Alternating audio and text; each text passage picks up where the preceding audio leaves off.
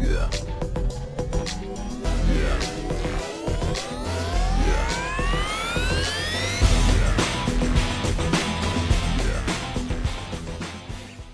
What's going on, everybody? Ryan the Mighty Quinn here, the Cornerman _MMA, doing a little quick preview of the UFC Vegas 59 card this weekend. Interesting fights. I'm so happy with the way the Ultimate Fighter went. I love that we're sprucing the next athletes, and we're seeing where we're going with that. I thought that the coaches did a great job. Juliana Pena, especially. A lot to talk about, but we're going to start with the main event. The main event is an interesting one because we got two strikers, but it's like we got we went to the ice cream shop, and are we getting strawberry or are we getting cookies and cream? Like what style of striking are we getting? What flavor ice cream are we going to see? Jamahal Hill, he has shown great boxing, and he shows great at keeping you at range with his boxing through his MMA career. Thought he looked really well in his last fight with Walker. And then Thiago Santos, he's on a slight decline. He hasn't looked good since he got injured against John Jones, although he looked great in that fight. Now, are we going to see his Muay Thai style that he's known for, with the devastating kicks and body blows? It's very interesting how we're going to see that. Now, on paper, it looks like it's going to favor Jamahal Hill, but there's Jamahal Hill. Sorry, it looks like that we're going to be seeing that boxing fight. Thiago was a little bit slower, but I got to be honest with you, and I'm not just being biased. I know his striking coach, Katel Kubis, one of the best Muay Thai instructors in the game. He's very good at taking other strikers out of their element and implementing your striking game plan. I've seen him do it. He's done it with me to people to an extent. Unfortunately, I just don't have the striking Thiago has. I got a plate in my face to prove that. But we're going to know early on, right in rounds 1 and 2, who's establishing the jab, who's moving their head, how are they moving their head? Is Thiago able to finish with a leg kick to chop down the Ranger opponent? These are all important things going forward, specifically in a 5-round fight.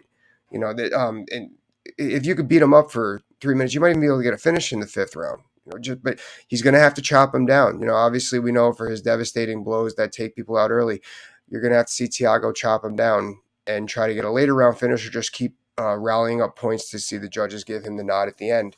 Now, also, what was I going to say? Oh, on the flip side with Jamahal Hill, if I'm him all day, I'm just 1-2 moving my head, 1-2 moving my head, double jab right, moving my head, just peppering all day. That's the fight that he's going to win, and then he'll find a home for his power punches. But Thiago really doesn't get knocked out, so to speak, and he's not going to. He's going to hit back in those situations.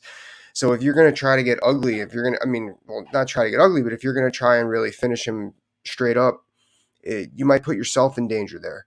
So it's very interesting. I saw the odds are pretty far apart. I was really surprised at that. But I think that's what we're gonna be looking at. Now let's talk about the Ultimate Fighter peeps. We got I know Vincent Luke and Jeff Neal. Really interested in the 2 fights that I spoke on. Now Zach Pauga versus Mohammed Usman.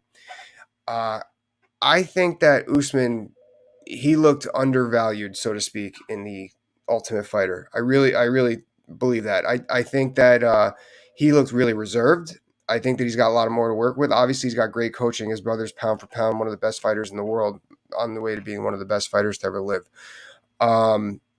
I think that he's got a lot more to work with than Zach. Zach did look good. I think he's doing well for himself. I just don't think he's going to be able to keep up with the athleticism and the high ceiling that Usman brings to the table in this fight. I got to go with Usman on this all the way. And what's the next ones we got coming up here?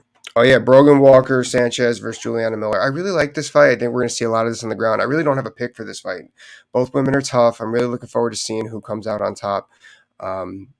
Hopefully my girl Amanda will get an Ultimate Fighter winner out of this. We'll see. I see that one stealing the fight of the night right there. I think those two are going to bring it the same way Forrest Griffin and Stephen Bonner did to become Ultimate Fighter. But anyway, guys, that's really what I got. Got a lot of good stuff coming up this week. A lot to talk about with the conclusion of the ABC conference.